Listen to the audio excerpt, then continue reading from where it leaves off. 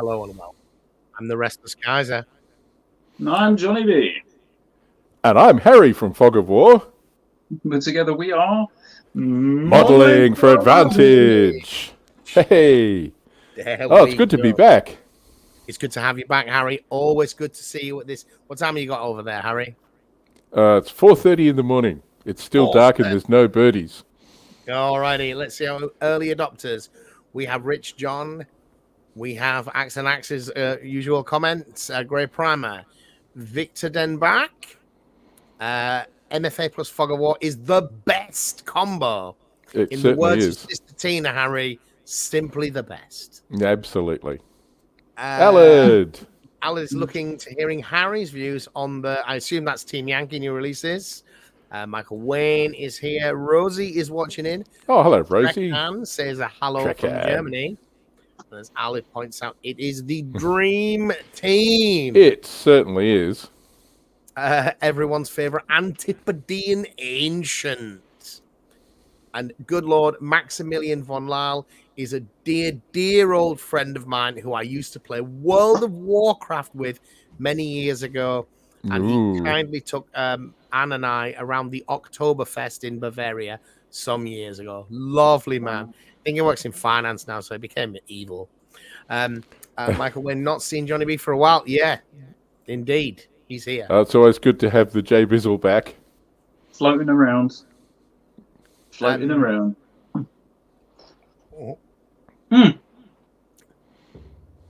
Shall I do that thing that I normally used to do? Do the thing you used to do, John. Yeah, go for it. I think I remember, yeah. So before we get into the meat and tatties of it, although you all know Harry, but Harry, could you let the wonderful people at home know who you are and what you do? I can do that if the Kaiser gives me access to some slides. That would be nice too. Oh, slides. I just want the first slide up. So I'm Harry from Fog of War. I used to have a YouTube channel that talked about Flames of War and Team Yankee and stuff. Been a little quiet of late. And part of that has been to do with running a fairly major D&D event down here in the cold. We had about 400 people come down and play 2 days worth of Dungeons and Dragons, including the nighttime Dungeons and Drunks. So that took about 6 months worth of work to set that up and make that go. And much dice were rolled and much mulled wine and hot cider were imbibed, and everybody had a really great time. And I frightened the living bollocks out of people with this guy, the Undying King. He looks a bit dead. Yeah, he was a bit dead. Although I do love that miniature because I was painting it, and on the back of the seat, if you can see, I haven't done anything with it. There's actually a face, so the skin of somebody's face has been peeled off and is hammered to the back of the throne there. So I didn't pick that out, but that was a hell of a mini. What miniature is that from? So that's one of the Reaper miniatures. So that's just a skeleton king. I thought I was going to make life easy for myself, so I bought one of the Epic Encounter D&D boxes and thought I'll just run that. But I didn't like the story, so I rewrote the story. And there was still like 20 miniatures to paint, so I painted 20 skeletons, including, like undead horses and undead kitty cats and all sorts of stuff. So it turned out to be just as much or more work than making my own adventures. So I guess I'll know that for next time. And if you want to see Harry as a DM and myself, Johnny, and others as idiots trying to play that, way back in the live show, way back, find Harry ran a couple of D&D one-shots for us a couple of years ago now, Harry. Yeah, that was actually a lot of fun. You guys did good stuff. Johnny, I remember you getting bitten on the ass by a blink dog a lot. There was that. There was the pig I wrestled. There was all sorts of madness that went on because I had no idea what was doing. Was that the pig that was on fire that you were wrestling? Quite possibly, yeah. Quite possibly. Pig on fire. There you go. Pig on fire. Yeah. Well, it wasn't on fire until you guys set it on fire, so don't blame me for that one. Some really disruptive players who have never played with this DM before or with each other because we lost each other through the online stuff. Oh, it was great. Yeah, go and check that out because that was a lot of fun. All right. So, put another way. So, Harry has come on the show to maybe talk about probably most of you seen by now. We were lucky enough to be invited up to Nottingham HQ to have a summer chat with Peter Siminovich, where he spilled the beans on loads and loads of stuff that was happening over the next sort of 18 to 24 months. Yeah. Much of it we knew about. We got some new dates, some things had moved around a little bit. Yeah. But as always, he's in that moment. I'm trying to keep the conversation moving, and also trying to make sure we cover all the things that I think we need to. But there's probably bits that I just didn't pick up on what he was saying and could have done with more investigation. So Harry has mined my interview and is going to go through it and probably can pick out some more. But also, you're much better informed when it comes to some of that Team Yankee stuff than I, because you're you're a lot more of a rivets counter, aren't you, Harry? I am, yeah, for my sins, I'm afraid. It's not a bad thing. So it was absolutely worth going through your interview a couple of times, though, because there was a lot of gold in there. So hopefully we'll have panned that out a little bit for people. So, and there were dates for things like I've Been Hanging Out for the Pacific, and in their original releases, that should be out about now, and it's not. But we've got another date for when that's actually coming. That's just an example of cool dates that we got. Hobby-wise, I don't know whether I'm going to get any done because I'm going to be chatting a lot with Harry. It's going to be a bit of a dialogue. But I did get the Skaven time box, Tide box. I welched. I love Skavens. Skaven are great. Warpstone. And we are going to try and have a go at the new format. Is it called Spearhead? The new kind of skirmish scale of it. James and I are looking at doing that later in the summer. We'll see. Turns out the Skaven is not that skirmishy. There's about 40 models. Right. His Stormcast is about 7.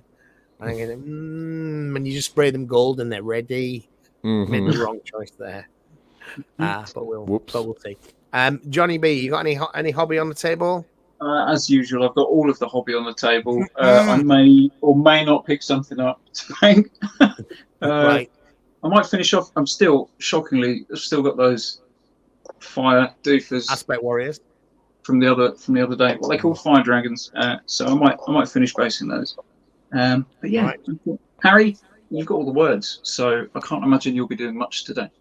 No, I won't be doing much. I couldn't paint in here because at the moment everything would be frozen. So, yeah. It's just freaking that cold. Yeah. The concept that it's winter, you know. It's about 2 degrees outside at the moment. Blimey. So back to the chat before we move on with the main event, as it were. Shackles and Spurs, everyone's favourites, as Johnny B says, brings the average age down. Absolutely does. True. Yeah. You've still got colour in your hair, Johnny. Yeah, I'm working on it though. I'm here. I'm excited to hear who's in the next 2 years we've had a preview of. Rosie says we all love Johnny. I mean, she's like officially your lover, so I guess she should say I was going to say, she loves you a lot more than we do. In fact, you'll never know when you need a spare face skin. That's what we're doing in that chair. Yours is great primer. Was that about me? It was a very informative chat with Peter. Thank you. Wants to know why he never chats with Harry. I don't know whether you've asked him, have you? I suppose it's a lot harder for you to fly to New Zealand or the UK. It is. Either of those are several thousand kilometres away. I do live under a rock somewhere far, far away. Michael went to Skaven. I do like them. They're so mean, aren't they? Filth Wizards, that's correct. You don't expect it's 2 degrees in Oz. Yeah. Hey, give it 6 months and it'll be 42 degrees out there. So, you know, we just roll with it. Which is officially like death temperature in the UK. That's not heat wave. That's people dying in the street. That's just Christmas for us. Yeah. And again, you guys have cold Christmas. I can't imagine that. I mean, it's in all the movies. Christmas is prawns and salad. No idiot would eat a cooked chook or whatever on Christmas Day. It's too damn hot. Too damn hot. Yeah. All right. Shall we get on with it? Because you, as ever, Harry, you get like 10 words from me across a fortnight, and you just put a mountain of slides together. I'm always really impressed and grateful at how prepared you are for this kind of stuff. But before we begin, just say before we get into that, then Mark's Petals put it in here. What are we excited about? What am I most excited about? I really enjoyed the games of Clash of Steel that I've played. I've played a couple now, so I know what I'm doing. I think it is a really interesting way to play Flames of War with its objectives and the cards, and it just mixes it up a lot. It's very gamey, but I liked World of Tank. I like the Tanks game. This is better than the Tanks. Yeah. But it is the same vibe. It's just simpler.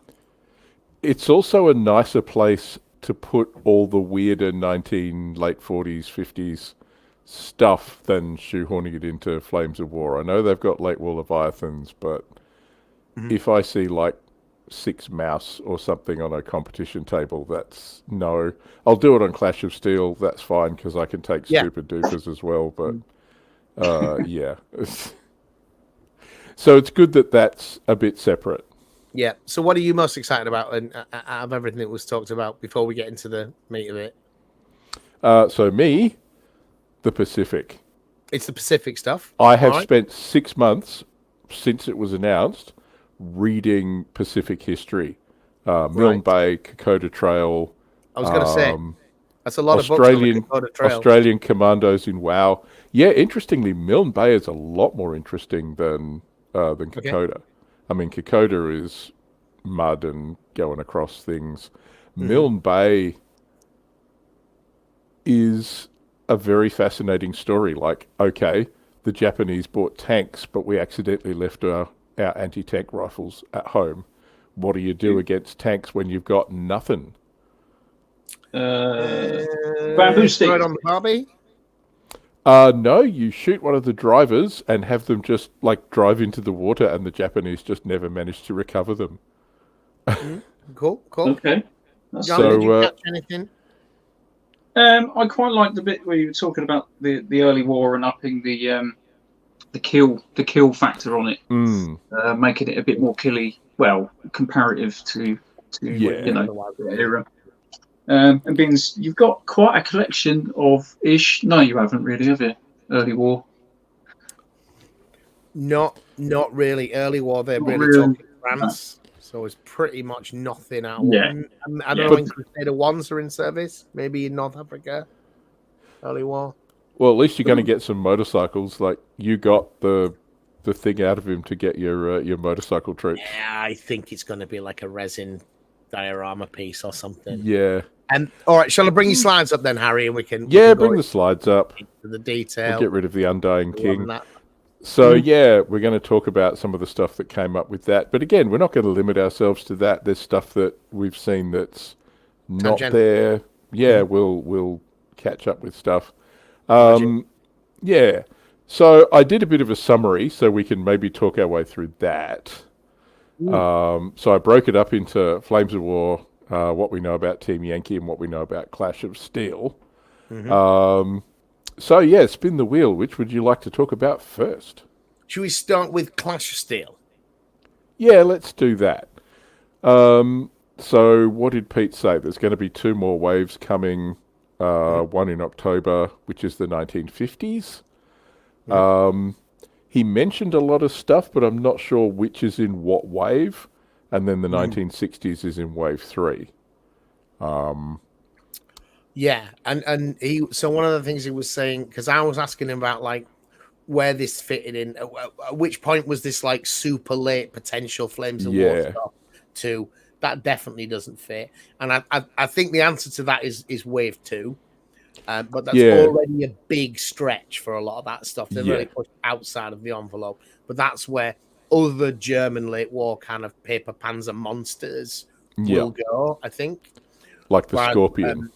And you'll see the phasing out of like your Sherman Jumbos and Easy 8s and things will be replaced with other things. And the point about, I think, the 3 different waves is they're going to be pointed quite differently. Yes. to reflect the increasing power of the vehicles. One of the things I definitely noticed about Clash of Steel is the almost the unfairness to the Soviets of the fact that they've got real tanks that they built large numbers of, not fantasy tanks, which were not worth building at the cost versus benefit. So they really don't have the firepower to deal frontally with many of the things they're up against. However, you do get lots. I definitely win because it's a points-based system and you have a lot of models. Yeah. It's much more fluid, moving about, putting tank in stupidly exposed positions, because you can go through the front just as easy as the side. So why do I care about which way I'm facing? Yeah, you're so overmatched with some of the bigger guns, but it doesn't matter. You take those long moves, capture the objectives, and the dynamic nature of those objectives meant the more powerful forces don't just win. Yeah, and I had noticed that too, that the Soviets, the things that they had were real things that were manufactured in serial production, whereas, the Germans and even the Americans get whatever was sketched on a napkin. Or maybe they built two or something. Yeah. But we concluded, we're not going to build these. We learnt a lot of interesting things about this, like, Jesus, it's too big and it can't go anywhere. Yeah. But none of that gets reflected very much in the game. So, No, I mean, I think Mouse gets a tactical move of 8 inches and a cross check. That's no. That's not the one they built then. Yeah. Which had a cross check of 7. Yeah. On a good day downhill. Yeah. And the Wave 3 is likely to see like some Team Yankee stuff kind of retrofitted into it as well. Wave 3 is really going to link into Checkpoint Charlie, isn't it? At that stage, it's really going to start blurring into what you would see during the Cold War confrontations in Berlin. Yeah, I don't know how that's going to work with the Germans. When did the Bundeswehr start making its own stuff? It's in the late 60s, isn't it? Yeah, so the Leopard 1... things like that. Yeah. 70s. Although, what I did notice is you get an M48 and you will get the German version of that. I looked at the pictures that Wooly Mike took when you guys went to Battlefront HQ. Which are on the Facebook page. Which are on the Facebook page and are well and truly worth blowing up and having a close look at, which I may have done a bit later on. Yeah, definitely. Can I give you the honest answer to that issue? Is when I was putting the video together, I am not nearly so familiar with this stuff. We didn't have enough pictures for everything that you mentioned, and I didn't necessarily know what everything was. So I couldn't actually put it in the right mode. It was going to involve like hours of work to find out. You can ask me, right? Just send me a picture and go, "What the hell's this?" I'm so behind with the back end. I know what it's like. Videos out, and that one, I figured it wanted to come out quickly. Battlefront needed to approve it as well. Yeah, right. But they don't. Well, let's have a look at this bit then. I just think it's courtesy. Yeah, no, fair enough. Yeah. Anyway, go for it. So let's have a look at this stuff. So you do get. You might not think about this very much, but what we found when Nordic Forces came out is you can't actually build a really boring early Leopard 1. So they've obviously... You can't. You can have one with the welded turret and one with the up-armoured turret. So you can't have the really boring very, very first one, but you'll see that's on the screen here. So that's the sort of thing that's going to roll into Wave 3 of Clash of Steel and in Checkpoint Charlie. So that's the very, very early Leopard 1. And before that, if you have a look, the thing down there's the M48. But if you have a look, it's got different guns and stuff on it. So I'm betting there's going to be bits in there to make an Israeli one, and there's going to be bits in there to make a Vietnam one, and there's going to be bits in there to make Checkpoint Charlie one.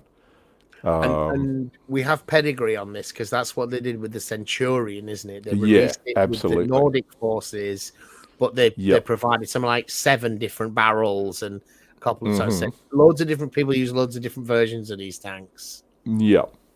And we're doing most of so the common ones. yeah, so I'm guessing once they've done an M48, that'll be the same sort of thing. There'll be a bunch of different barrels and a bunch of different, like I'm not sure that stowage rack that you can see in the picture there is widely used. Right. So that might be on the German version or the Israeli version, but it won't be on some others. Has that got a gun lock at the back? Yes. American stuff in the 1950s and 60s was very much you get transported with your turret traverse to the rear.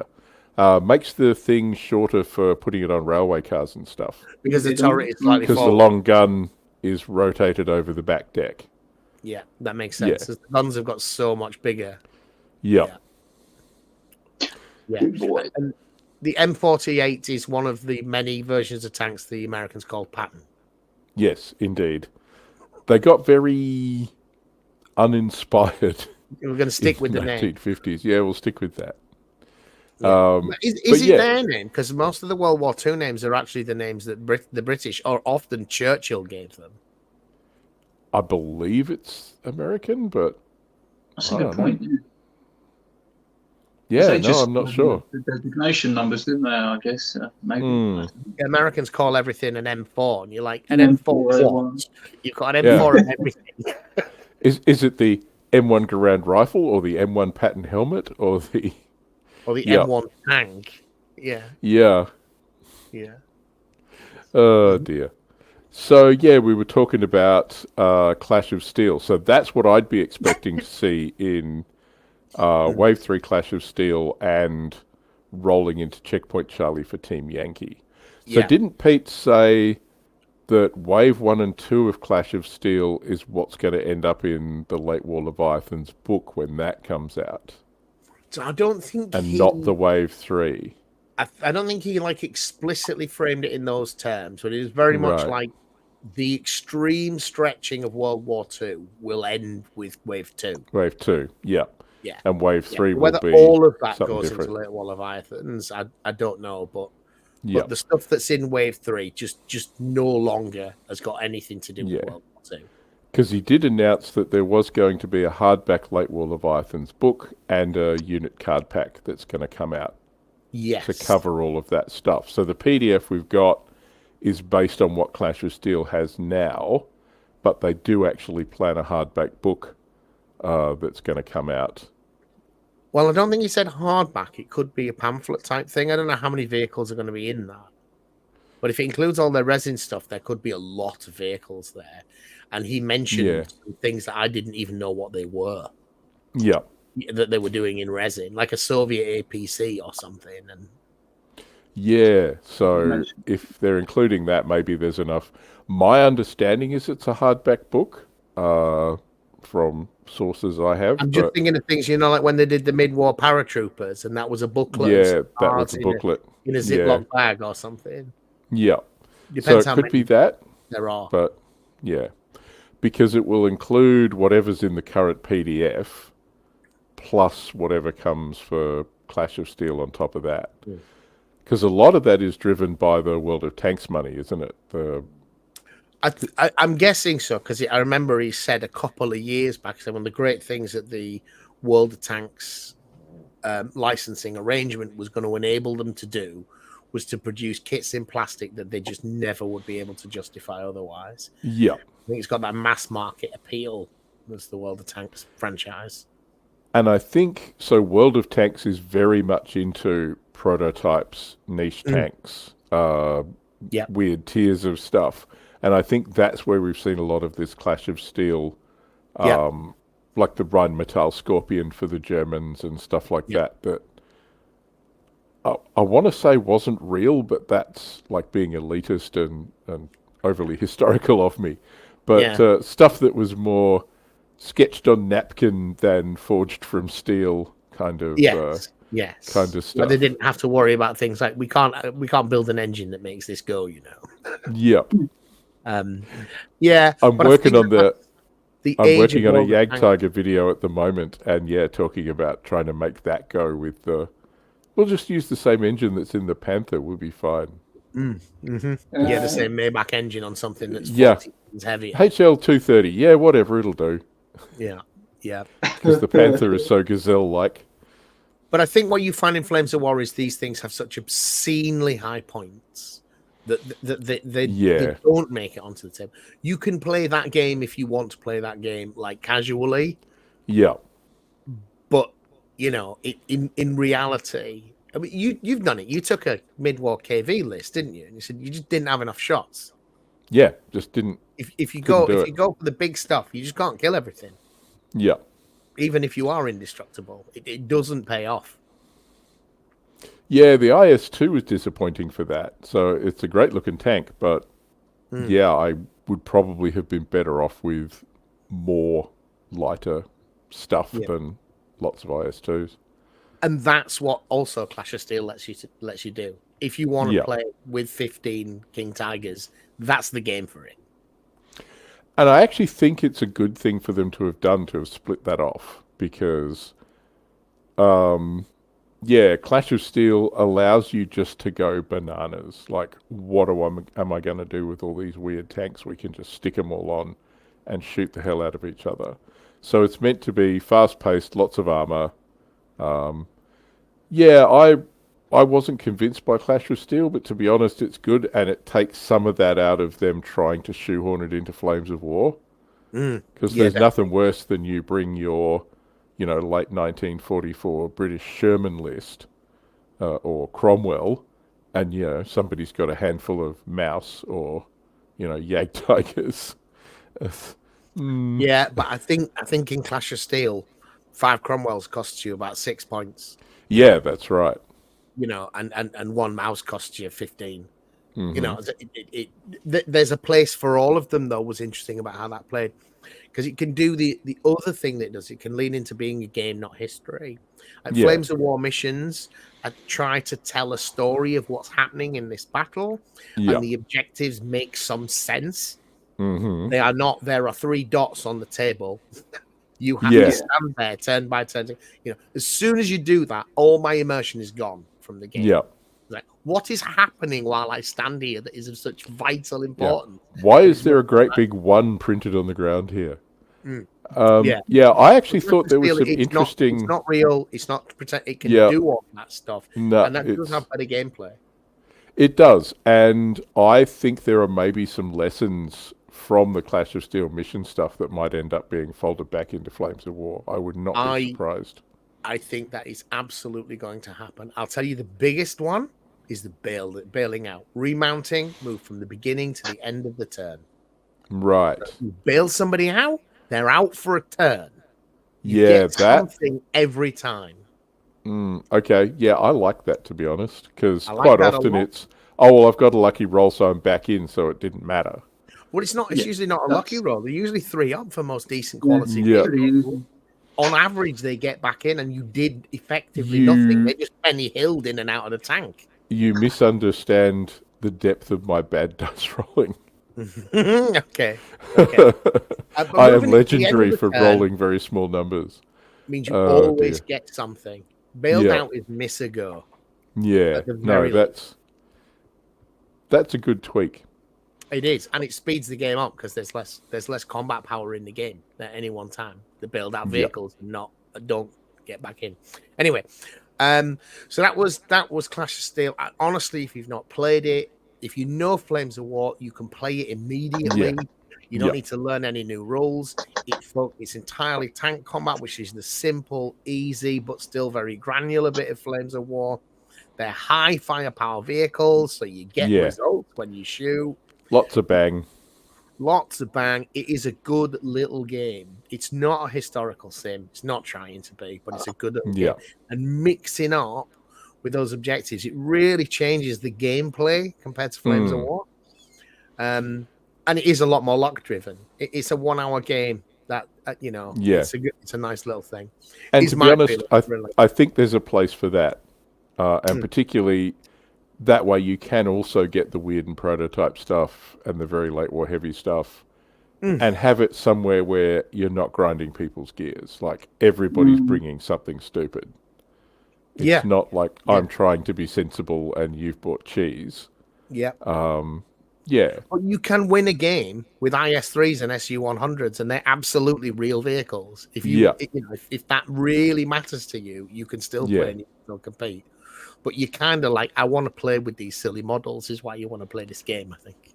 Yep. All right, but that's Clash of Steel. But yeah, Wave 3, I think, is going to lean into Checkpoint Charlie, is going to enable them. You mentioned a couple of them there. I think there were more. But they're going to get some of that stuff in plastic. And we're getting closer now. The range, that middle order is starting to fill out a little bit. Yeah. In the timeline. Let's talk about some of the weird stuff. So you're going to see things like this. The Jagdpanzer E100. So that's basically the E100 tank chassis with the armoured non-rotating casemate thing to turn it into an SP gun with some sort of... I forget what size gun that is, but it's some stupid... Big. It's like a 4.7-inch naval gun or something crazy, isn't it? Or is that the Scorpion? Yeah, I can't remember. I think it might be the 128. Right. But whatever it is, it's a big gun. It's a huge gun. It's a huge gun. And this one is a napkin sketch that's become real. So that's a lot of fun. So yeah, that should be interesting to see in Clash of Steel. Weird British stuff. So this is what gets me hot, hard, and horny. So Tank Heavy Number 2, 183mm gun, FV215. Yeah, it's just, hey, we've got this big Conqueror hull. Can we put a bigger gun on the thing that's already got a bigger gun on it? Yeah. That looks like if it goes over a 10-degree incline, it'll just topple over backwards. Yeah. And don't try and rotate the turret if you're not on level ground.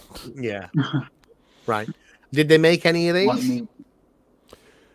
No, they were developing them. I think Bovington have just resurrected the FV4005, which was they have. Yeah, which is a bigger gun, isn't it? No, that's this gun. Oh, is it? But they had the gun, but they didn't have anything to put it in, so they stuck it on I think it's a Centurion hull, or a beefed up Centurion hull, in a let's weld it out of a few bits of flat steel turret. And that was meant to teach them lessons to end up with this. And that this never eventuated. What they're saying here. They're arguing about the gun on the Jagdpanzer. Yeah. Yep. No, fair enough. Yep. I should have looked that up before I came on. I'm sorry, guys. I'm unprepared. Yeah. I don't believe that for a second. You're never unprepared. Well, I was unprepared for that question. So this was something I was unprepared for.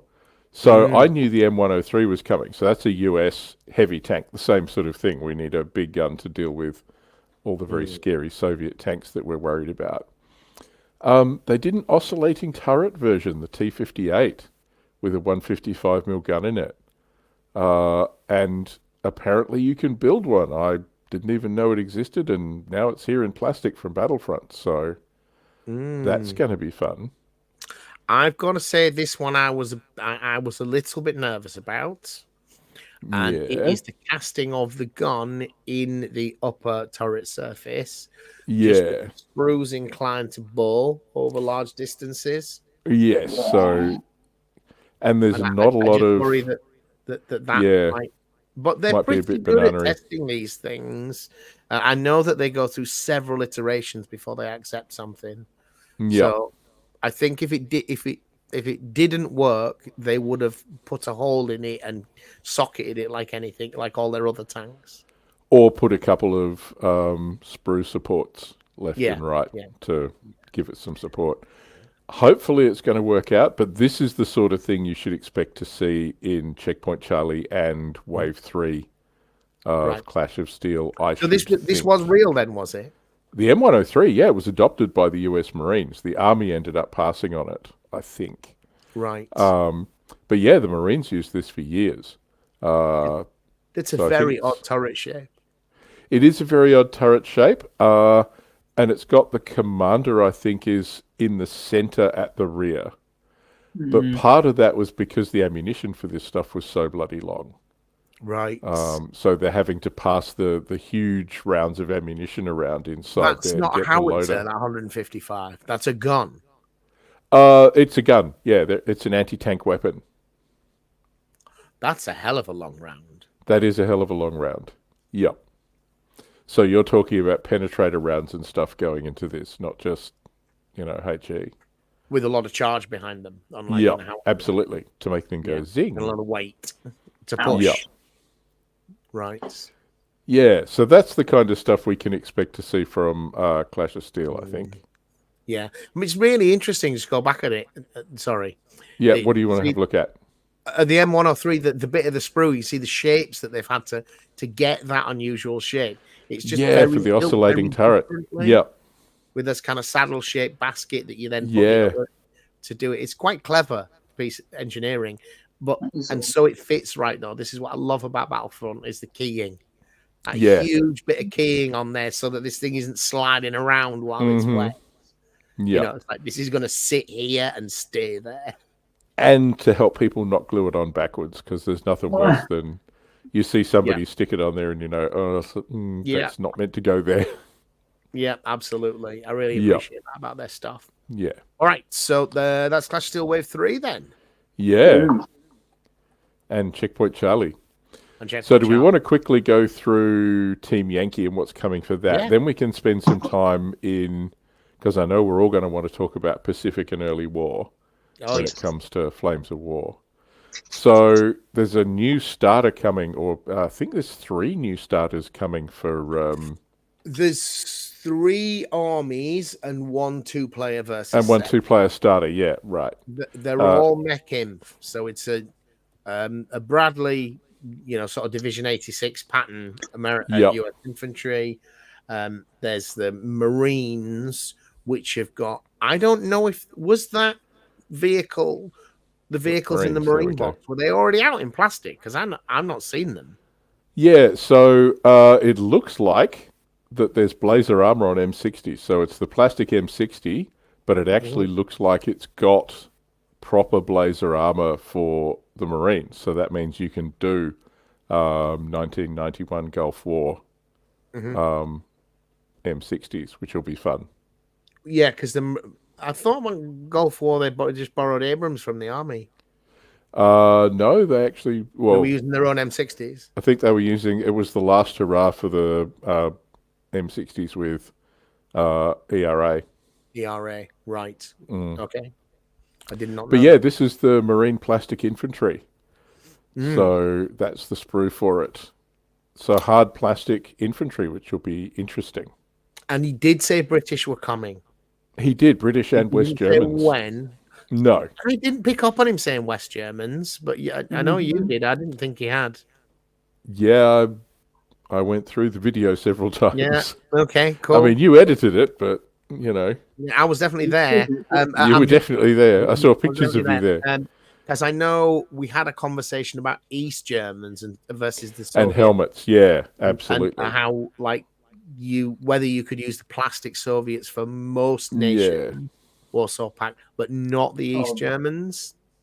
I got put in my place, though, because on our live stream a couple of weeks ago, when I was talking to my guys, I said, you can't use these guys on this sprue for NAM because the helmets are wrong. And they all went, you're the only one who'd notice. We'd quite happily use these for NAM as well for Marines, so I had to hang my head in shame for that one. Because, it's guys with M16s and M60s. It's the wrong helmets for Vietnam, but I'm the only one who'll notice. And it's not the right equipment for super modern then either, is it? If they're M60s and M60s. Yeah. This is the 70s and 80s. Yeah. But the rifle company one for the Bradley Mech Inf is pretty current. So that's M16/M4s, M249 saws, that kind of stuff. So that's still reasonably current. So is that the difference? Because you couldn't remember, and I understand because the studio time is way behind release time. Yeah. What the difference was, and I was assuming you would be using a combination of these sprues just in different proportions to get the different weapon combinations. Yep, and you probably will. you'll need some of these off there, but you'll have a bunch of these that you won't use, like the M60 gunner, unless you're running the Marines in Team Right. Yankee. The American infantry But you'll have need the rifleman's the sprue to get the 249. dragon or the tow or whatever. Yeah. Because there's lots of different weapons across them. So I'll be very interested to see how these are coming out. So I'm not going to buy any of the starter sets because money, but they were talking about bringing out the infantry as sets you can buy. So I'll definitely be As boxed getting some of infantry. those. They're coming out a boxed little infantry. bit later. I got the inside track on that as a because we've got a web store. So there are dates for that. I think it's a few weeks. It's not months later, but it is later. I think the Marines might be coming out a little bit later. Yeah. Well, I can't remember. I'll definitely have to get some of the Soviets because this is the heavy weapons sprue for the Soviets, and they also have a motor rifle sprue. And I was so glad to see this. Always when companies do this, you're thinking that you get the rifleman in plastic, but then when you want a mortar team, you've got to get like metal or Cyocast or something. Yeah. But they've put the heavy weapons in with the Soviets because it's a really important part of how their infantry is different, isn't it? Is their proliferation of heavy weapons. And they look great on those big bases because they have the weapon sections. What's sad, though, is I still have metal Russian Team Yankee infantry that I haven't used, which I replaced with plastic Russian infantry. The soft plastic. The soft plastic. And you said I've used a combination of those. They were good. Yeah. The soft plastic range that they've done. Soft plastic ones, the Soviet Team Yankee infantry are the best of that. That's when they'd got the range for how big do you have to make the gun barrel so they don't bend, all of that kind of stuff. So yeah, if you want Cyocast infantry, the Team Yankee Soviets were your best option, and definitely not. Thank you for your money, Alan. Yay! But yeah, so it's really interesting with this. You've got the AGS-17 grenade launcher, you've got the AT-4 anti-tank missile, you've got the SA-7 and SA-14 anti-aircraft thingies all on here. And is it the Gremlins? Is that the Stingers? What is their anti-aircraft? Yeah, the Grail is the SA-7. I think the Gremlin's the SA-14, and I think that's what's in the game. But yeah, a whole bunch of guys with what do we got? Binoculars, guys pointing at things like shoot that down. So yeah, that looks like a lot of fun. Yeah. And does it look like? So on the little tripods there's the round mount thing. So that would go in the base, and then you glue the figure onto that too. That's actually good because on some of the other ones, you're trying to glue the tripods down, and they don't fit into the base anywhere. Yeah. No, that's nice. Their whole bases. Yeah, the whole bases. Oh, because the tripod is attached to the disc that you glue in. Yeah, to the disc. So that's so much better. I hadn't noticed that before. That's good and bad. That must be for the smaller ones, maybe the grenade launchers, which are much lower to the ground. Yeah. It's maybe for that. They are very close to the ground. Yep. So I think the missile launchery ones, the AT-4s, don't look like they have the base plugs on them, but the other ones do. No, that's actually nice. I'm really looking forward to that. For those of us that use the sculpted bases, they may not fit so well, but that would probably be a problem anyway because they're not just flat. Because they've got nice big feet on these, which are going to be good glue attaching points. But it's great. But there's another half to this, or a second sprue, isn't there? There is a second sprue to that. So this is the heavy weapons one. Just to keep the number of slides down, I didn't put the motor rifle guys on there, but those are all the guys with. But they also have, because one of the things you had difficulty getting was the light machine gun guys to do the light machine gun section, but they are on the plastic sprue. So, yeah, you'll be good. One from Trek on here. He said the German mid-war soft plastic is nice. Now, I didn't know that they did that. I had the British mid-war soft plastic. I didn't realize that they'd done Africa Core in that. Do you remember that, Harry? I don't know if he's talking about the Africa Corps or if he's talking about they did some Grenadiers in soft plastic. Oh, did they? Yeah. Oh, they must have So all not sold hard out and plastic, been but withdrawn. soft plastic. Yeah. Yeah, yeah. They must have been withdrawn before I got into Flames of War. Because Right. they were okay. like a V3 legacy item, weren't they? The soft plastics. No. So you're thinking hard plastic. Soft plastics like Siocast. No, soft plastic. I'm thinking like the 8th Army stuff. It's bendy soft plastic. I've got that's definitely version 4. Oh, So, really? That yeah, them- version and 3 they did some was... German Grenadiers, did they? Yeah, In that material, I never saw them on sale. right.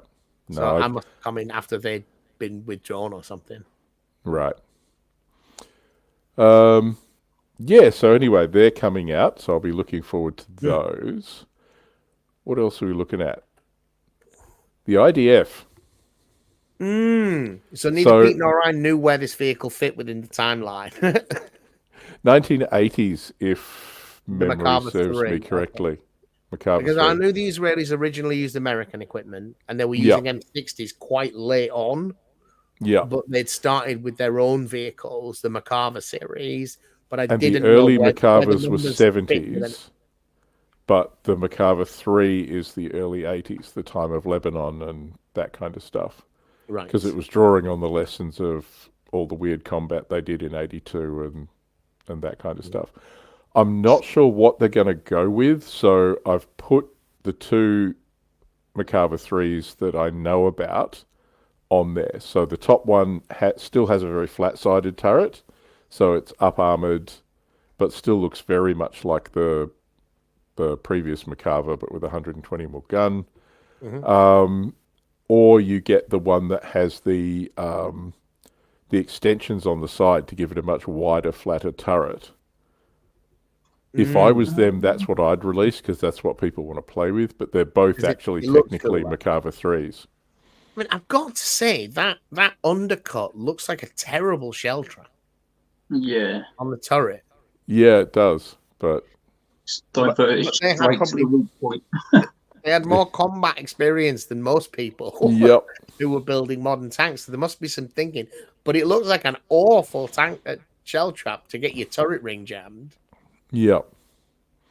So no, I don't know what their combat experience was with that, but I mean that carried over into the Macabre 4 has a similar, very wide sort of angled turret on and it. it's got that undercut, that yeah, although they've bent it a little bit further around, so there's less of the undercut. So they've actually brought the sides of it down a bit, so it would be harder to get under. And do you know what's in that space? Because it looks like useless space. I'm guessing it is like spaced armor, like the stuff they put on the front of the Leopard tanks, and so it is kind of empty, but that helps tumble things and break up penetrators. So it isn't a shell trap because a shell wouldn't be stopped by it. Yeah, but it starts That's to really tumble why it that and works. break it up. Yeah. Yeah. Okay, anything that's really dangerous would just go through it. Would go through it and would start to tumble before it hit the main armor. Yeah. Yeah. I get that. Yeah. Okay. So yeah, that's what's coming. Plus, I think you squeezed out of him that they are actually bringing out the Nugma Shot APC. Yes. That's based on the Centurion.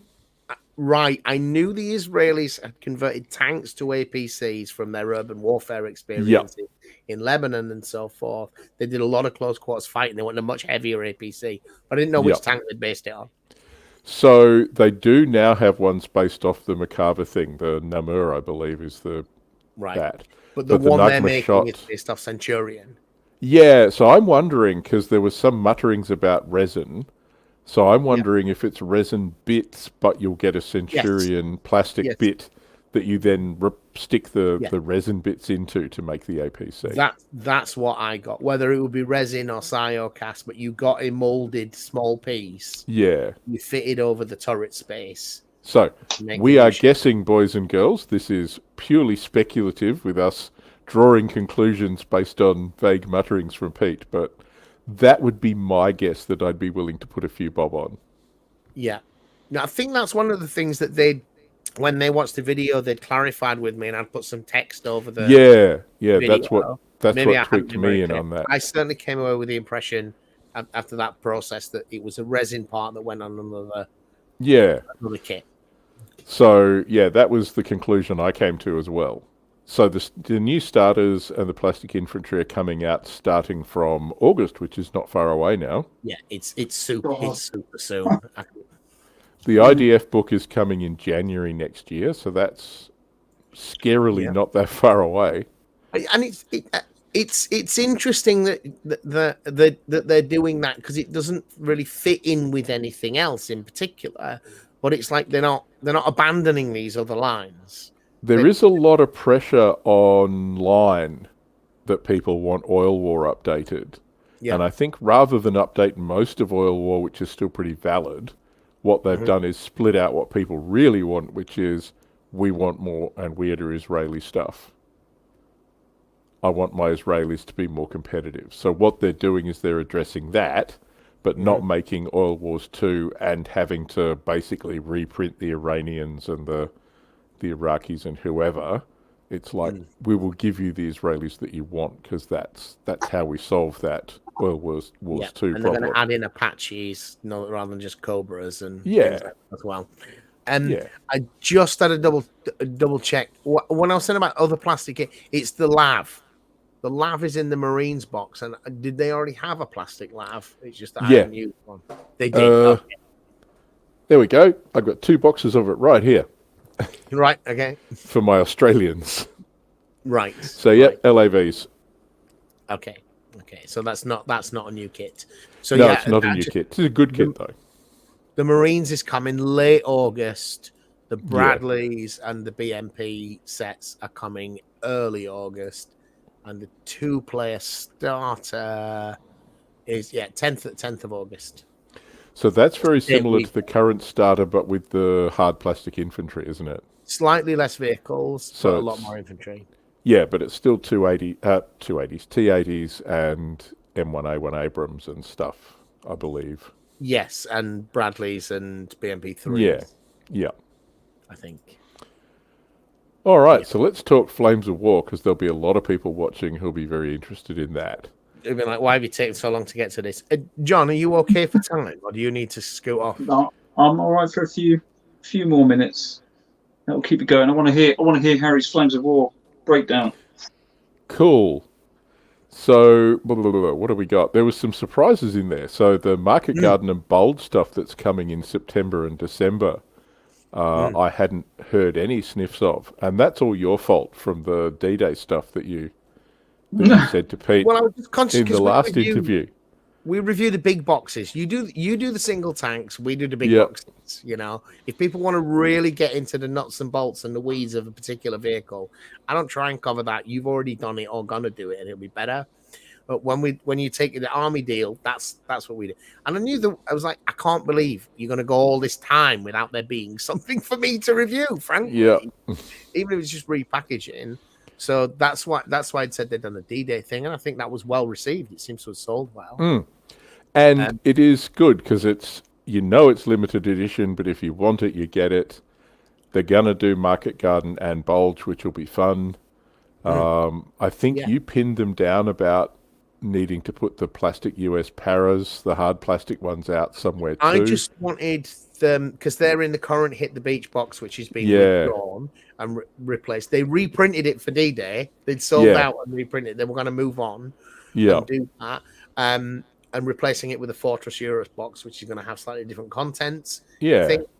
But I was like, that is the only, those hard plastic Paras, US Paras in there, come only on that sprue.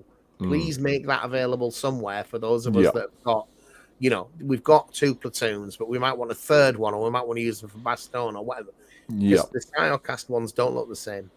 And those are nice figures, the hard plastic. They are very nice. Yeah, because when I got into this hobby quite a while ago now, I bought the starter set, and you got the plastic German Grenadiers, the hard plastic ones, and the hard plastic US Paras, and they're nice figures. There's a bit of undercut stuff that I think they're doing now, but yeah. So Shaco's saying he didn't realise the D-Day stuff was limited edition. So I have tried 2 years in a row now to pin Pete down on this. I really wish that they could formulate things that were going to last and things that were not. Just stick a limited edition sticker on the front of it. Absolutely. Literally what you said, right? Which is what I'd said. Now, it did say with that D-Day stuff, like there's some limited edition extras in here, but it, frankly, and this is not, I don't think it's intentional. That he talks a lot about Code Block. He knows they have a lot of product and struggle to keep it, so that they reprint things when they sell them out. But it's like it's a new decision each time, and they could really do with maybe also like that D-Day stuff is packaged differently in different. The boxes look different. Yeah, and I was like, do something like that. So that the boxes that don't look different. But to be frank, they've also withdrawn all the other 2-player starter sets that they'd had. You know, so they're not printing any new ones. Yeah, you can still get some of the mid-war stuff, but you can't get much of it now. I think you shouldn't expect any of their package deals to last. Yes, they, you know, and the point about that, I would say, to sort of take away from that is, if you definitely want to collect that army, you probably want to get 2 boxes on launch. And I'm not saying that as a seller or working for Battlefront. I'm saying that as a player who's kind of had. If you collect World War II German, you're fine. There'll be a new box. It'll have 4 things you've already got and 2 things you haven't. You know, just get the next one. It's not a big deal. But if you want to collect Team Yankee Swedes, or whatever, get 2 boxes on release. Because they surprised us with the VDV, because we didn't realise that was going to be limited edition. Once it was sold out, people were going, when's it coming? That's right. The first one that definitely wasn't. Yeah. I was suspect about it because it had those Cyocast McDonald's sign in it, and it had like some metal infantry, and I was like, I don't think they can keep up with the production of the metal stuff when it goes out in the big package deals. But I think that's the one. I still get comments on that video saying, "Is this still available anyway?" Yeah. No, they sold out in about 2 months.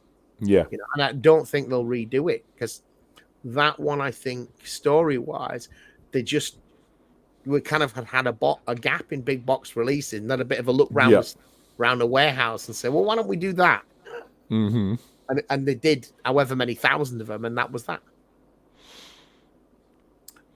But they seem to be like, as a business, like repackage stuff, different combinations, you know, on a not on a fixed cycle, but it's happening a lot. Because Hit the Beach has had a few editions. It's now been replaced with Fortress Europe, you know, etc. So there we go. So I'm not entirely sure what's going to be in Fortress Europe, how it's going to differ from Hit the Beach. I didn't hear any details about that. Oh. So yeah, I actually don't know what's in it. So Pete said it was coming.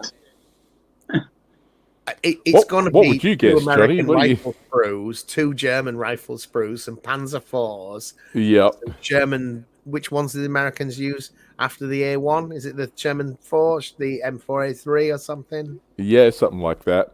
Or Easy 8s. You know, it'll be.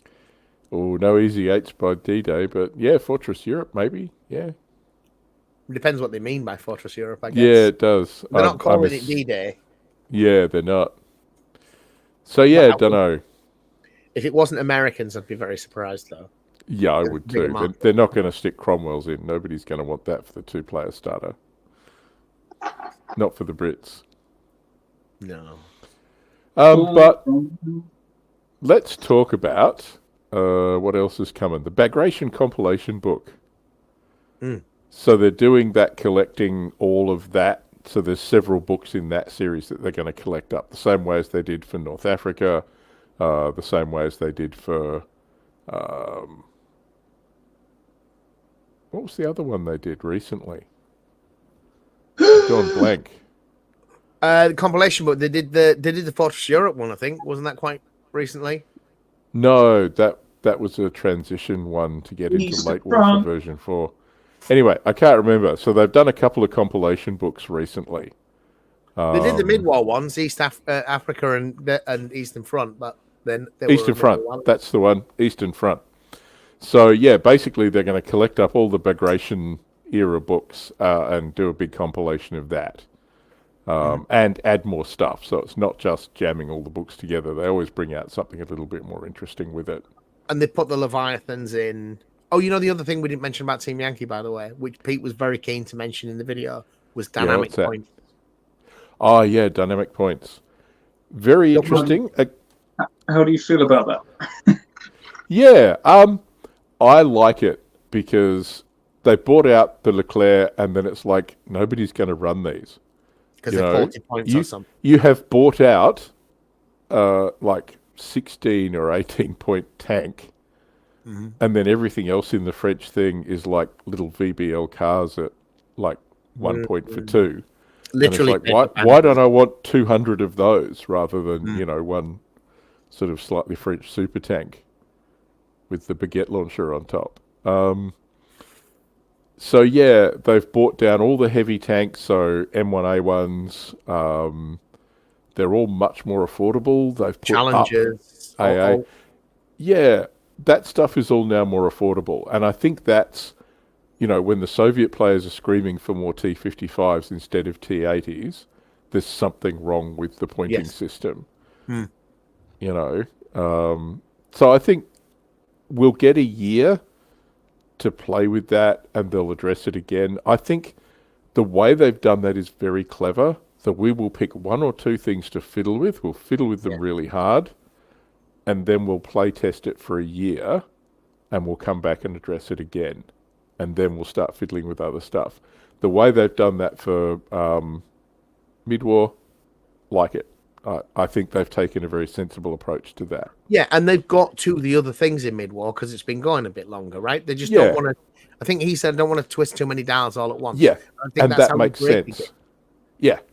I mean, if the game suddenly becomes unplayable because everything's all changed and nobody can figure out what to do, or, they do a 40K and suddenly all the models that you've built and painted and paid money for are unusable, then, nobody wants that. Yeah, because I think is it Wayne who does a lot of the books? Yeah, Wayne Turner. He was saying that Phil's like created a spreadsheet, so you kind of put the items, you put the values in, and it produces a number. But obviously that's an unadjusted number. Yep. So they've been put in at those levels. Yeah. But the heavy tanks, as we said earlier, I've seen it myself. I don't like playing with the bigger vehicles, too many points in big vehicles, because you just don't get the shots. Yeah.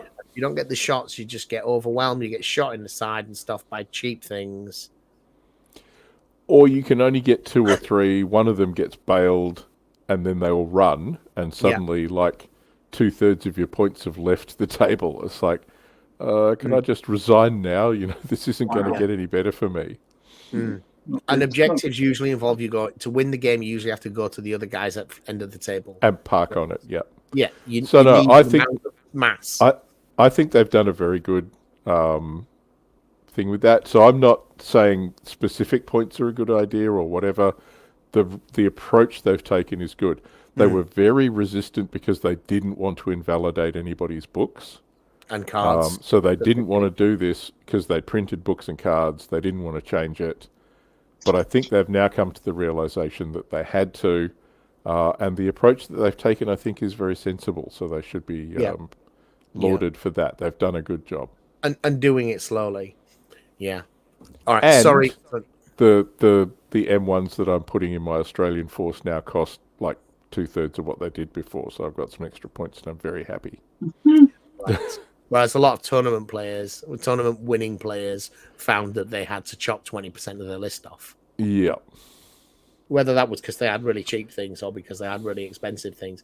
But either way, the things that were broken got changed. It was like, oh, good. Yeah. Oh, dear. So we've talked about all the peripheral stuff for over an hour. Should we start talking about Pacific and early war now? So let's talk about Pacific. What I would like to say about Pacific to start with is I think we saw a book cover months ago. Yeah, we Or am I did. imagining that? We saw It was meant to be released by now. So the date we were given at Christmas time was June, I believe, June or July. So I've been madly reading up about the Pacific and figuring out what force I want. And then Pete came and said, February 2025. I was like, oh, damn. I've peaked too early. But it's definitely coming, and I'm really looking forward to it. And including the Commonwealth forces in that is going to be great. Yes, because I think he said British, and I had a comment on the video. I said, like, is he not going to do Australia or whatever? And I'm like, no, I think he meant Commonwealth. He did mean Commonwealth because I know for certain that the Australian commandos are coming. One of the battles I've been researching is the Australian commandos sneakily captured a forward airfield from the Japanese, and because of the terrain managed to hold the bloody thing. And that was actually the basis for being able to invade Salamaua and Laos. So yeah, seizing the Wow airfield was a big strategic thing that happened, and that was all Australian commandos. So again, the reading between the lines, have been sort of sat there in the room with the guy and feeling the vibe was, I think they have production issues because of the number of products they have. And my guess is, and he definitely didn't say this, that the delay is because they wanted to make sure that the whole range would be available for a while, including the Battlefield in a box stuff. Because you can't just stick your trees and French farmhouses down and play Pacific. No, right? you can't. You want to get into Pacific, it's all metal infantry, loads of different types. Your Aussies, your Indian Army, it's all in metal. Yeah. And I assume it's staying in metal. It might be cast because they often use the same sculpts, but the production on these is slower. Yeah. In terms of producing vast amounts at scale. And I think the Clash of Steel handmade. Yeah. I think the Clash of Steel stuff also has clogged their release pipeline a bit, and they've wanted to get all of that stuff out. All the weird, prototype, very late war, post-war kind of stuff. I think that may have pushed a lot of other stuff back too, because there's a lot of that coming out very quickly. Yeah. So for me, Flames of War doesn't feel like the rule set to play the Pacific with. Like Flames of War. No, it's infantry battles. Yeah. So there's a lot of infantry battles and stuff, and just infantry in Flames of War can be a bit grindy. It's a lot of dice rolls, but a lot of guys get suppressed, and then you roll and see if you unpin. And yeah, I don't know. We'll have to see. It's like Flames of War's infantry is good at doing what infantry do in response to an armored thrust, which is they're difficult to shift. Yeah. And they're a very good doorstop for armored vehicles. Yeah. But the infantry on infantry, it's not that the rules are bad; they're just quite cumbersome because it's not its core mechanic is not its infantry combat. Its infantry combat is an auxiliary to its tank combat. You could pick your battles to make that happen. So, for example, Buna and Gona in New Guinea, when they were liberated, that was a lot of infantry grinding through Japanese bunkers, and the Japanese had made this insane network of bunkers, and the Americans were just getting ground to meat, and the Australians getting their way through that. And then they brought up a bunch of Stuart tanks and started chopping through the bunkers quite quickly until the Japanese were machine gun posts. Yeah, because they were basically armored machine gun posts that you could come and machine gun the hell out of it. Yeah. Until in about the space of about 15 minutes, all the Stuarts got knocked out by a Japanese 25mm anti-aircraft gun. So it's that crazy thing of, the tanks made a difference. It's paper stone warfare. They were all dead. Yeah. Yeah. But if you're playing in China, certainly the Japanese, although they didn't have a lot of armor, they did know what to do with it. So some of their major offensives in China do involve brigaded hundreds of armored vehicles. Yeah. When they use them, they just don't frit them away. Because they don't make many. But when they make an offensive, they stick 200, 300 tanks into a single action in a relatively confined space. But they do know what to do with them when they've got them. Yep. Whereas they didn't do that so much in New Guinea. So the entire... Because they haven't got any. Well, no, they did. They bought 2. Okay. So at Milne Bay, they landed the Special Naval Landing Infantry guys, and they bought 2 tanks, which bogged. But Right. yeah, so there are places where they were forced by circumstances to do less. Yeah. But yeah, But as you say, it will be interesting to see how this stuff plays out, because Flames of War at its heart is not an infantry and infantry combat game. No. Having said that, though, I have played some early war, which has been very interesting, with motorcycles versus tankettes versus dudes on horses. Right. But they're I'm all a good convert flavors and to not early really war. armored, though, aren't they? No, none of them are really armoured. So I think the motorcycles took on the tankettes and the motorcycles won. Right. Okay. But yeah, let's talk early war. So Yes. you guys saw some interesting stuff. So that's the Somua S35 in plastic. And you guys saw a Hotchkiss H3539? Yeah, that's right. Yep, I thought it was a Renault. I don't know what the difference is. They look very similar to me. They were built for the same specification, just they were the 2 different, the Renault and the Hotchkiss But they were the 2 presumably different look quite outcomes. different. Because that was one of the things that, again, when the Battlefront guys looked at the video, they said, I had to put some text in, and you just clarify it's the Hotchkiss, not the Renault one. It is, but they will be bringing out the Renault. They'd have to. The Renault was quite widely used. But they also mentioned the Panzer 1 in plastic. They did, and which the will be Panzer absolutely Befehlswagen. Yes, the Panzer Befehlswagen, yeah. Which is a Panzer 1 without a gun, but the gun's crap anyway. It's only machine guns, isn't it, on the Panzer 1? Has it Twin got 2? MG34s. Or is that the Panzer Yeah, 2? twin MG34s. Nice. So did they also say a plastic Panzer 38T? That would be nice. So I'm just trying to think about what he actually did. I don't think he intentionally didn't say anything. I think he was happy to say what all the sprues were going to be. Yeah. So I don't think there's anything that I might know that I probably shouldn't say, but I can't necessarily remember. The thing is that there's 4 sprues coming for France, Germany, and down the line Russia. That they're going to do. The kind of starting point is France. They're going to do Poland, but it's not going to be a big plastic release. Yeah. And they're going to do Barbarossa, but I think France is where it's starting. Yeah. So Blitzkrieg French initially, Barbarossa, Poland, and Winter War later. Right. And there's 20 plastic vehicles coming. And sorry, I'm referring to my notes just out of shot here. Yeah, so it was clarified. So French, he definitely said that there will be the Samua, the Hotchkiss, the Char B. Which Char B? I'm not sure whether it's just 1, 2B bis or whatever. I don't know how big a difference there are between those versions. And the Panhard armored car, I think he'd said there was a extra one. The British said there were only 3 vehicles, which was one of the early cruisers, maybe an A9 or something.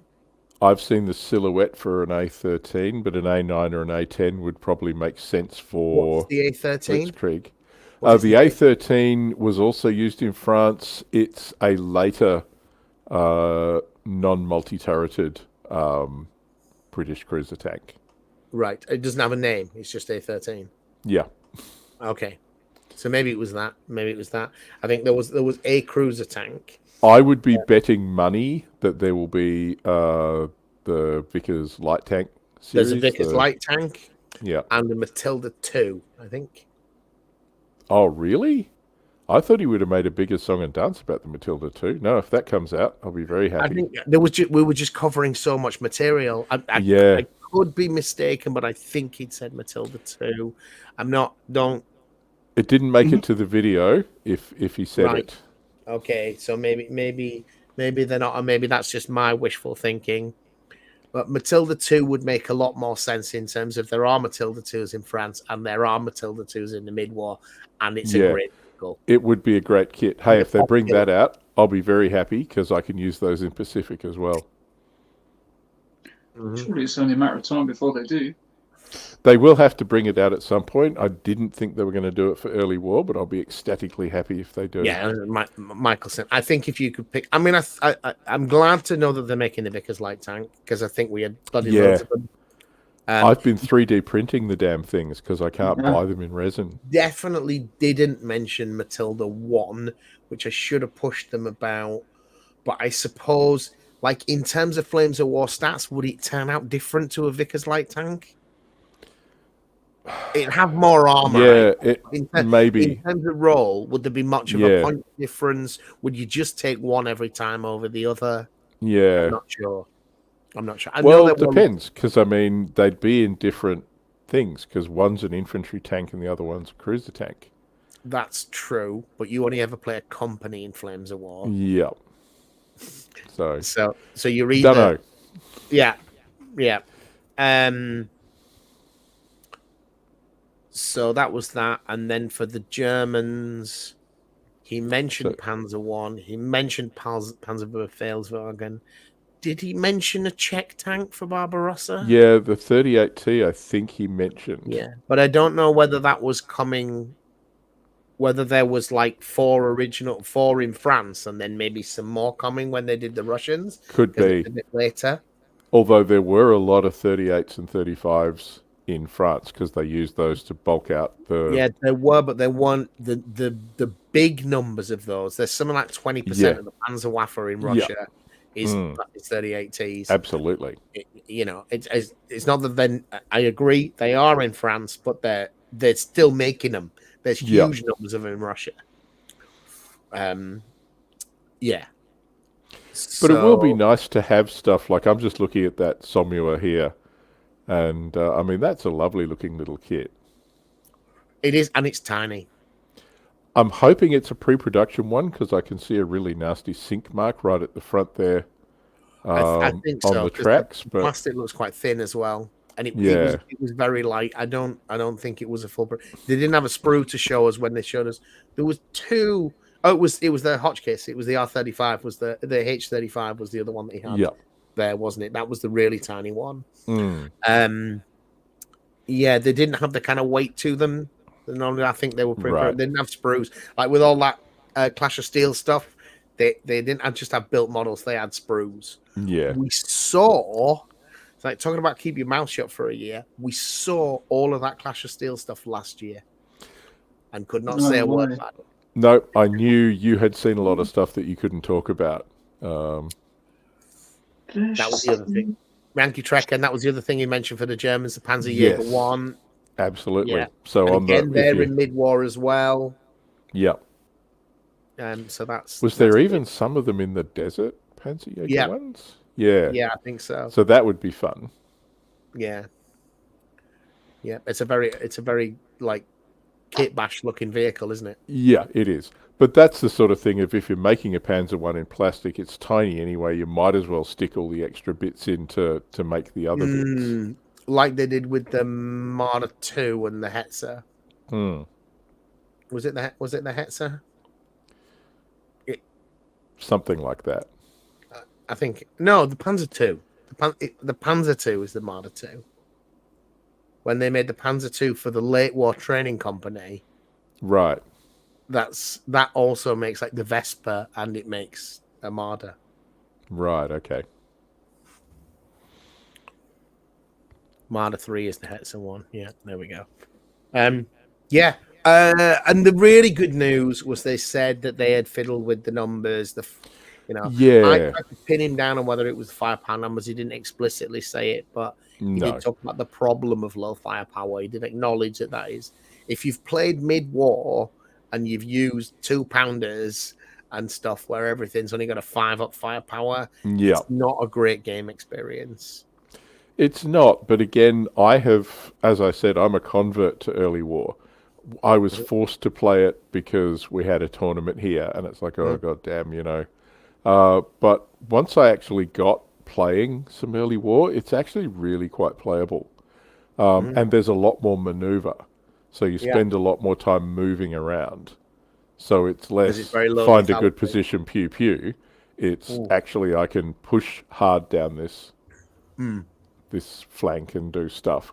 Yeah, I wasn't convinced about early war, and then I played it and went, this is actually a lot of fun. So I know a lot of people have been hanging out for early war, and they really, really should, because it's good fun. Yeah. And there's a lot more, much lighter vehicles. But if they're going to push the firepower number up by 1, which is probably all it needs, I would firmly embrace that change. Because I mean that's a 16% change every up or down 1 on a D6 is but like so much of that stuff is on 5 up going to 4.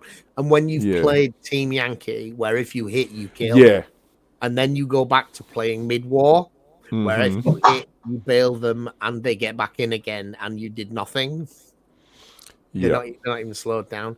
I think we might see that move from Clash of Steel come into some errata. In Clash of Steel, the bailing out moving to the end of your turn, not the beginning, means you at least miss the go. That would actually be cool. Errated in. Yeah. No, I would support that. That would, if you bail somebody out who's got high morale, it's almost like you haven't hit them. But if they automatically lose a turn anyway, I could see that being interesting.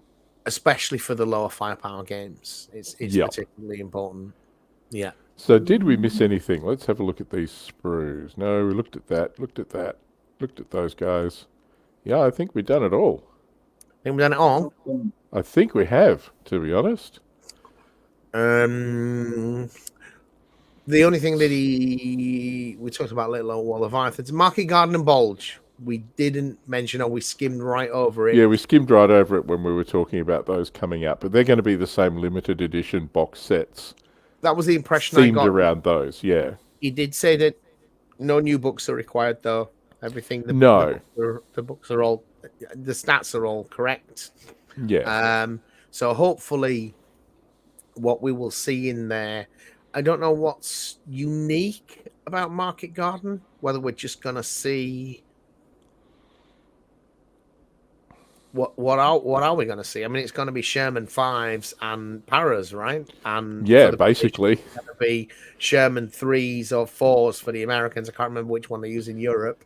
And American Riflemen or American Paras, depending if you want to be Gavin and be responsible for the biggest colossal fuck up of the world. So, if I was doing that, I'd do British Shermans and US paratroopers, because that was they did that in the Bulge or Market Garden. So the US paratroopers grab the Eindhoven Bridge and then the British 30 core push up. So I would do that as a Market Garden box, or I would do the US box with Shermans and US riflemen. So that's what I'd do if I was doing that. The Bulge, you wouldn't do Bastogne, you'd do the rest of the Bulge. Yeah, basically. Yeah. And in Bulge, the good thing about the Bulge from the gems, you're gonna see those big tanks. Yeah. You're gonna see Kampfgruppe Piper and so forth with all those King Tigers. Absolutely. Yeah.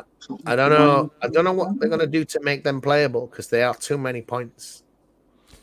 They are. They'll find a way. The training company that I played with from the 45 list, that's really interesting, because they're super brittle, but they're a lot cheaper because of it. Yep, so you get the really, really best stuff.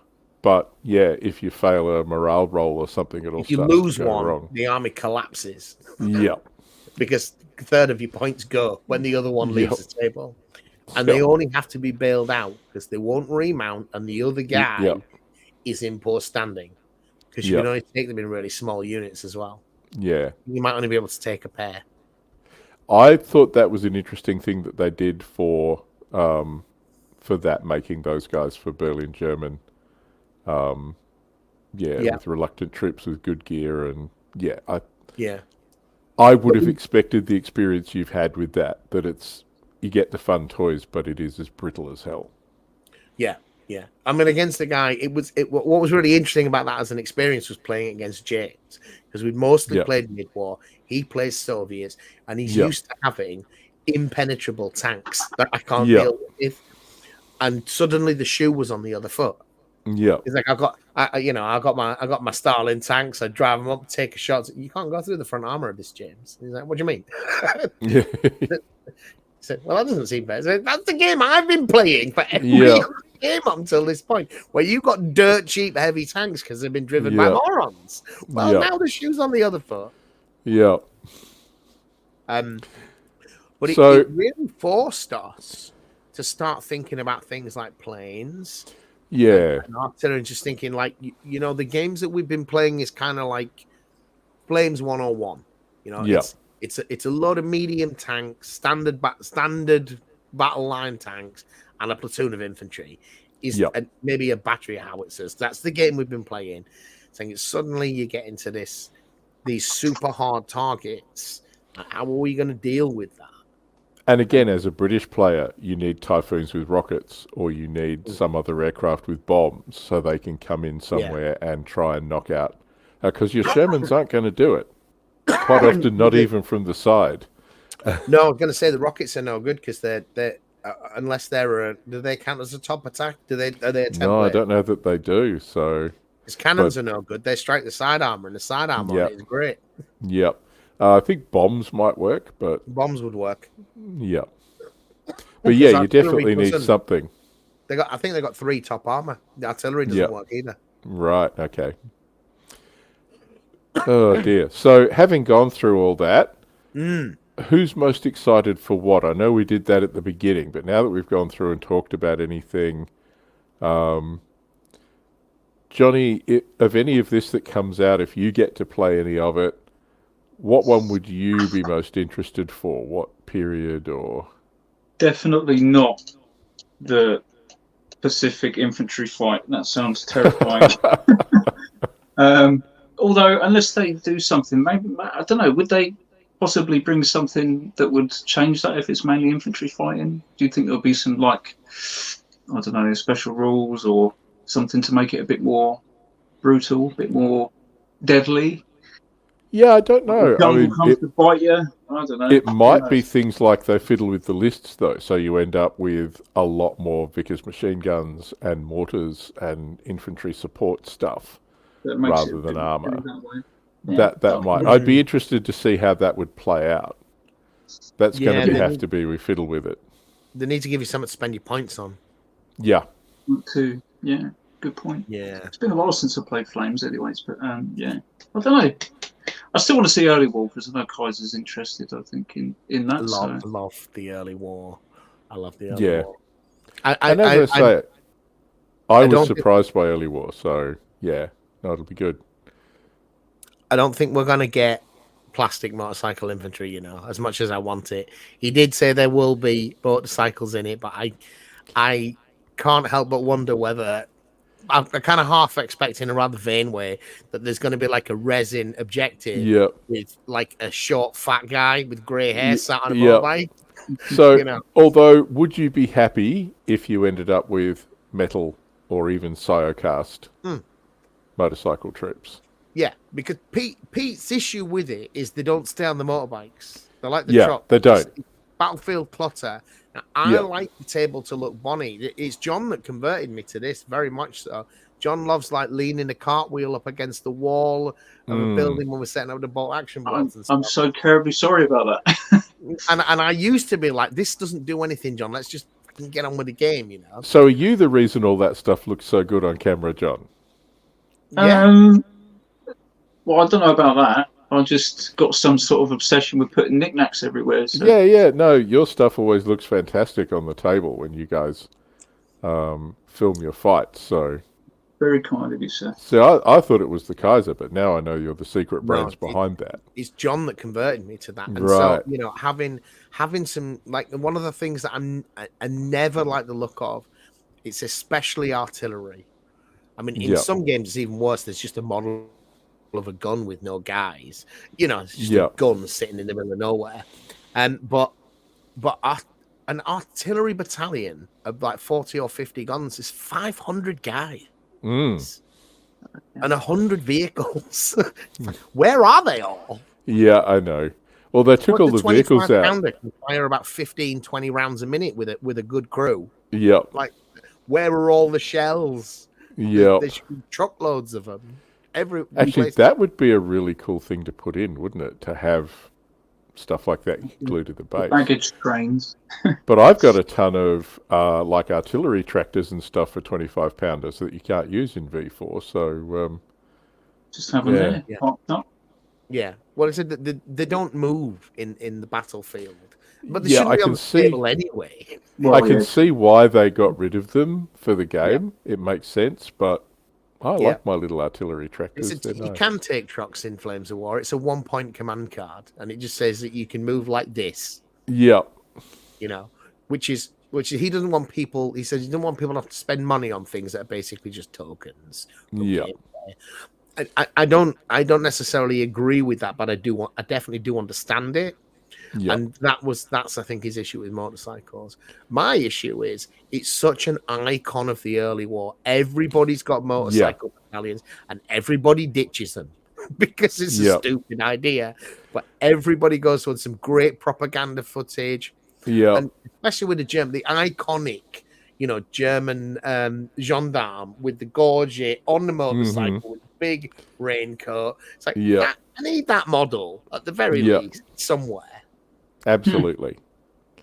And again, early war, seeing the motorcycle guys shooting at the tankette guys while being attacked by mounted cavalry.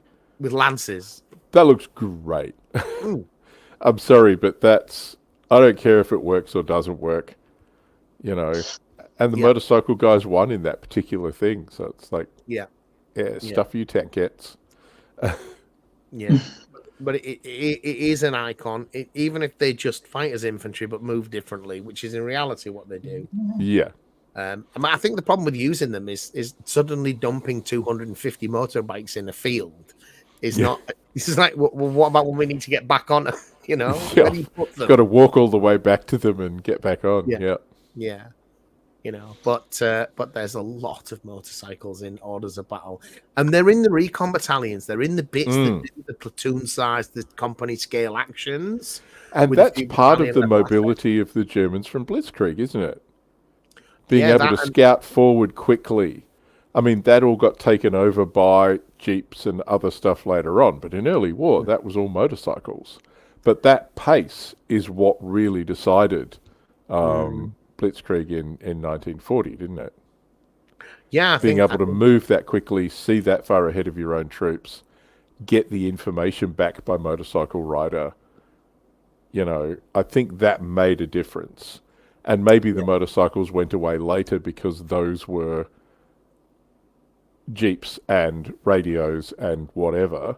But at that point, they served a thing that made those tactics work. Absolutely, because 12 guys in a truck is a heck of a lot more vulnerable than 12 guys on motorcycles. Yeah, but the motorcycles. So this is it's like the British carriers, the Lloyd carrier, and then the Universal carrier. Yeah, and it's like motorcycles in the mid-war are still in huge quantities. They're just all scouts and dispatch riders and. Like the Americans, they got these guys who went ahead of them on Harley Davidsons. I forget what they were called, but every battalion has got like 20 or 30 of these guys on Harleys who just drive to the next village and just have a look, and then come back. But they're really iconic in France because they were the first liberating soldier everywhere, and it was on a Harley Davidson. How cool is that? Yeah. But and the Germans. There's a motorcycle for every handful of trucks because they go and not wake the drivers up when it's time to move again because they travel by night and they're stopping and starting all the time because of air raids and so forth. And the universal carriers are weird for the British because they're armored but not heavily armored enough. They're ubiquitous everywhere, but they don't actually carry a lot of troops for they're not infantry APCs. Transport, and they're not APCs. But in every war game I've ever seen. British get mechanized infantry in Bren carriers, and like, no, that's a utility vehicle. Yeah, It's a interestingly, little tractor more than anything else. yeah, but they don't get that a lot in Flames of War because certainly not in the desert, because you don't get the infantry option. So for my Australians, they're recon troops. Yes, yes. Or they move the boys' anti-tank rifles, or later the Piat. But yeah, you don't get them as transports. Had a carrier. Yeah. To do with what they wanted. Does it carry gear? Has it got your 2-inch mortar and your other bits in? Probably. But it's like, you get one of these. How do I get 64 guys? And I said, no, that's not what it's for. No, it's not. The guys have to walk, but all the gear goes on there to be able to move it. Or the artillery observer gets to come forward in one of those to be able to call your or whatever you down. need to. I need you to move that Vickers from over here to over there. You shove it in that and shift it. That's what it's for. But because they've got a Bren in them, they're often used as a tiny tank or as an APC.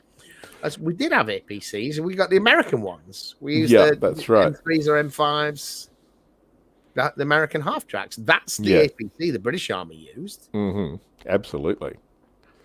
So interestingly, the stuff I was reading about Milne Bay, the final battle of Milne Bay is at number 3 airfield, where the Japanese attack across the airfield, and the Australians and the Americans who are there, who are not combat troops, but who are in fact the guys building the airfields.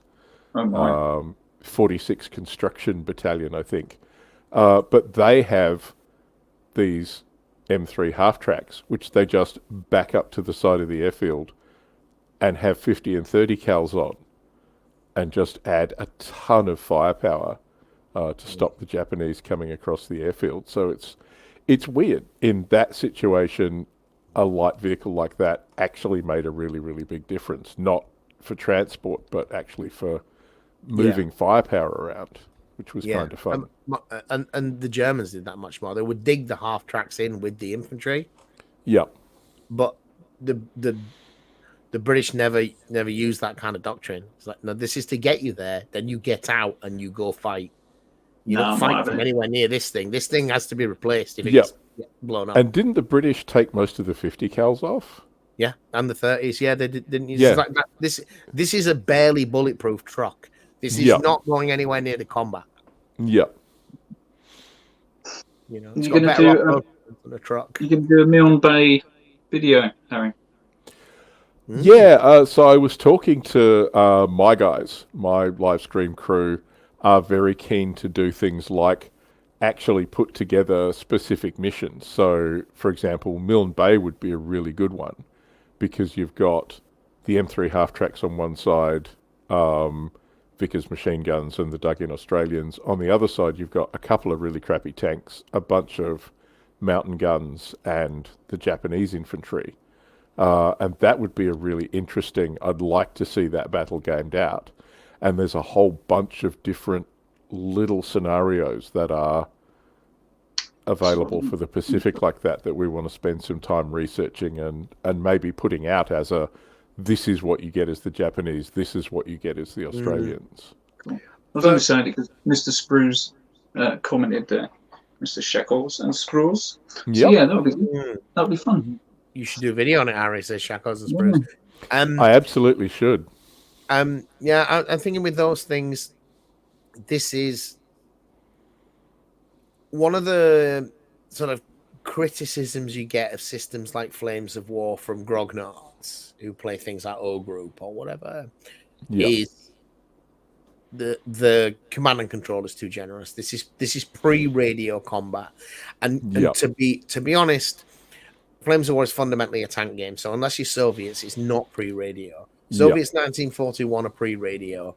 Everybody else and the Soviets later are not pre-radio. So I think command and control is pretty good relative to what you're doing. And we've got DICE as an outcome moderator and skill levels that reflect a combination of those things in Flames of War. But when you the level of confusion about, in infantry combat in the jungle in situations like that, I think lack of communication real issue. with guys that are a few yards away is a recurring theme. Yeah.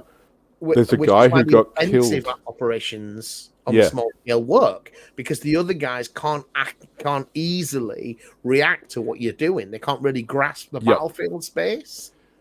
There's a guy at Milne Bay who ended up directing the mortar fire because the mortar fire kept coming down short.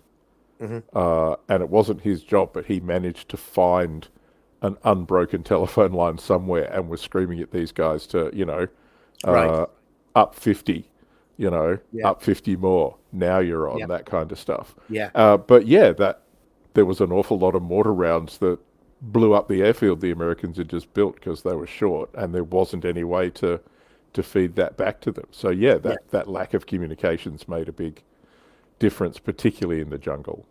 Yeah, I think so, particularly in those early parts, because it's such a sort of third theatre for the Commonwealth. It's got, second-rate stuff, and yeah, the Australians stand out in that they are their own force.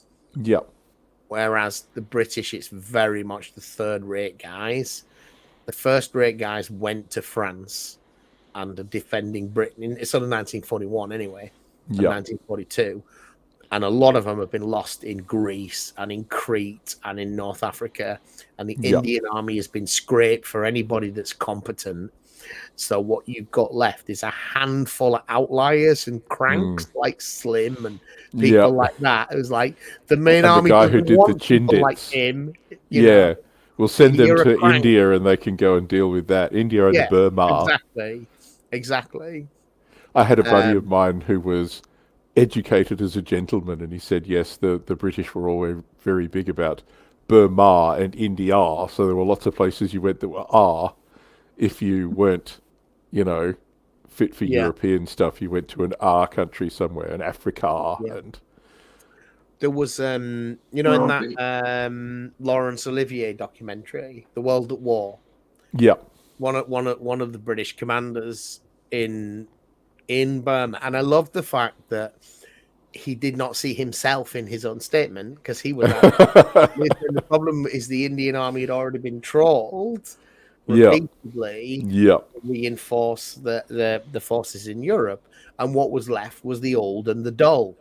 Thinking, what, including you? Yeah. Because he might have been aware of that, but the Australians in the Pacific were a bit like that because the guys who were originally deployed to Papua New Guinea and New Zealand to New Guinea were militia. So those were guys who had signed up for service, but who could not serve outside of Australia because the militia weren't allowed to. But since Papua New Guinea was an Australian protectorate, they could go there. And they were completely untried. So the 39th Battalion turned out to be fantastic. The 53rd Battalion just wilted under combat because they were undertrained. But what happened was those guys were suddenly reinforced by all the guys from the 2nd AIF who had just come back from North Africa and Syria and Greece and whatever. So they're these pretty were motivated and they were veterans. These were the dudes from Tobruk who then came back. The rats of Tobruk, in fact. Yeah, who went to the Kokoda Trail and Milne Bay and places like that. We know what it's like to fight dirty. We've done it. We've got this. Although there was an awful lot of, wow, this isn't the wide open desert, is it?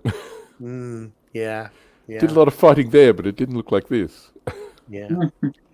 So you got that kind of real mix of quality, which will be quite interesting. And so too with the Japanese forces, though. I mean, there's a lot of kind of, before the war, there's a lot of disparaging of the Japanese soldier, this kind of buck teeth and glasses cartoon. But then during the war, when the Japanese make all these, they kind of, they're painted as Supermen. It's like a guy you can fight in the jungle for 2 weeks living on a bowl of rice. And it's like, no, he's just a person just like you. Yeah. Maybe a little bit better prepared than this. But because they're hammering ours, we've grossly inflated the sense of superiority, which just didn't hold true in so many cases. You mentioned like construction battalions. We describe actions fighting the Japanese army and their laborers. Yeah. In a lot of these places. So because of the Japanese are just not expecting to be counterattacked. They seem Yeah. woefully. And same thing happens at oh gosh, the first American invasion, Guadalcanal. Yeah. Guadalcanal, you know, Which was happening at exactly the same time as Milne Bay. Yeah. And it's interesting with that because there at first, and the Americans don't realize these guys are not soldiers. Yeah. But Milne Bay is the first place, and I mean, that's August, September 1942. So, I mean, that's nearly a year of the war where the Japanese haven't been stopped. Milne Bay is the first place that the Japanese are rebuffed on land. And again, the naval landing infantry weren't their crack troops. Like, you say Japanese Marines and you think US Marines, but they're not. These are sailors who can garrison towns and stuff. They're not assault troops. And when they use them as assault troops, they don't work. Yeah. And their tactics suck. They have Marines, and that's not what the naval landing forces are. Yeah. Naval landing forces are like fourth-rate infantry in the Japanese system. Yeah. So yeah, it's interesting to see that, but that is the first time that they got stopped, and their tactics weren't great. No. They did 4 attack waves over the airfield against Vickers machine guns. It's like, go round, idiot. You know, do a flank attack. But they're not the commanders, and they're not the troops that were fighting in Malaya. They're not the same guy. Not. Then you know, they're not battle. They're not at 2, 3, 4 years in China to really learn the craft. Yeah. Anyway, we are going on, and we are going on and on. We could sit and do this all day, couldn't we, Kaiser? We definitely could, and it's always good to have you on. I didn't even put a single hole in the sprue. I didn't clip a damn thing off. J-Biz, what did you paint, my friend? Yeah, what did you get up to? Nothing of note. I wouldn't worry about it. I finished off this Fire Dragons woot, and I was painting the fat dude, Roman dude, that will announce. You mean Chubbicus? Yes, Chubbicus. Or Chonkicus. Chunkius. I do love your naming of those guys. I just want to thank Allard again for buying both Clash of Steel starter sets. We've obviously well done, Allard. Well, you won't regret it, mate. He's unstoppable, is our Allard. He is. He's a good man. Harry, hope you've enjoyed them yourself. Just remind people of your channel name and your socials and stuff. Oh yeah, Fog of War, OnlyFans, whatever. Yeah. I also run some live streams now, so I have some guys that we live stream with. I promise there's a video coming. I was editing it today. They've been a bit sort of few and far between because of Winterfest. But yeah, that's me. I'm there. I'll talk about this stuff. And awesome. If you like really detailed reviews of the kits and the historical information of the vehicle, Harry's stuff is the place to go. And he says, like, he might not do videos very often, but he has been doing it for, what, 7 years? Something like that? Yeah, about 7 years now. Plenty to see. You've covered pretty much the full range of what's available in plastic from anywhere in 15 mil, right? Big pile of shame. Big pile of shame. Big pile of shame. It was a real pleasure to have you on again, Harry. It is a pleasure to come on. And the sun will come up sometime soon. As a little segue, one of the new guys at the school where I work, one of the new teachers, he's really into D&D, mostly DMing, and I'm trying to persuade him to have a crack at it on our stream at some point. And maybe you'd like to join us as a player. I would love to join you as a player. And you can be really disruptive to another GM and join in the experience. But he's used to working with kids, so I think he's going to be really good with us. I'm sure I would be very sensible and not a Chaos Goblin at all. Not a Chaos Goblin at not all. Not a Chaos, no. No. On the stick. Folks, it's been a real pleasure. I can't think what's coming out next. I've got the Skaven Tide video I have made with James, which will come out soon. And the Battle Report SPQR, still haven't finished editing it, that I did with Johnny ages and ages ago. I have made a short from it, though, which I will release quite soon, which you will see the forces that we play with at the very least. It's been a pleasure, folks. I'll see you in a couple of weeks' time. Bye-bye. Bye, everybody. Thank you.